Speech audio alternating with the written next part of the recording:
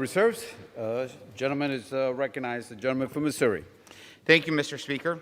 I yield such time as I may consume. Gentleman, Mr. Smith is recognized. Thank you, Mr. Speaker.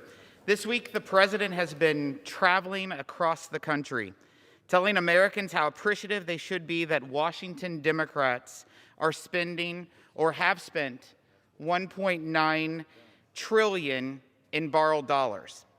Money they are using to bail out states run by the President's political buddies, and to reward devastating lockdowns that have destroyed hundreds of thousands of small businesses and kept kids out of schools.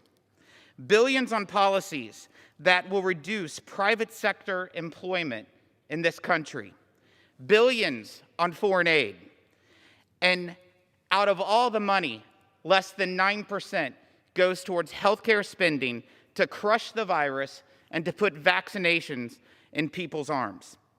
The massive debt-inducing spending package also threatens billions in cuts to seniors on Medicare, including $36 billion starting next year. My guess is that the President is probably not going to be bragging to seniors he meets on the road that the bill that he signed into law is cutting billions of dollars from their Medicare. Just as I'm sure he won't bother to mention that the economic recovery he wants to take credit for is already underway, that the economy is steadily projected to reach the level of real GDP growth we saw prior to the pandemic by the middle of this year, that we are on track this year, in fact, to have the largest economic growth in more than 15 years, all without one dime used from the nearly $2 trillion bailout package that the Democrats passed in the last week. In other words, just as President Biden has desperately tried to take credit for the incredible, truly historic work President Trump did to ensure that we have vaccines going into the arms to save lives, he's trying to take credit for an economic recovery put in place by the policy signed into law by President Trump. Don't listen to the words, watch his actions. In fact, it was under President Trump's leadership that Operation Warp Speed delivered multiple vaccines in record time, with planning to get those shots in the arms of the American people. Meanwhile, the Biden administration has spent an inordinate amount of time running afoul of fact checkers with their shameless rhetoric meant to dismiss the incredible work done by the previous administration.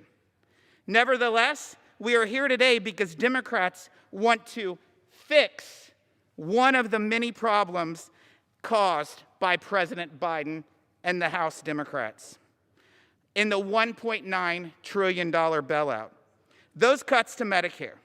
And they want to do so by erasing almost $2 trillion in spending from the nation's books, pretending $2 trillion in spending is not going to happen.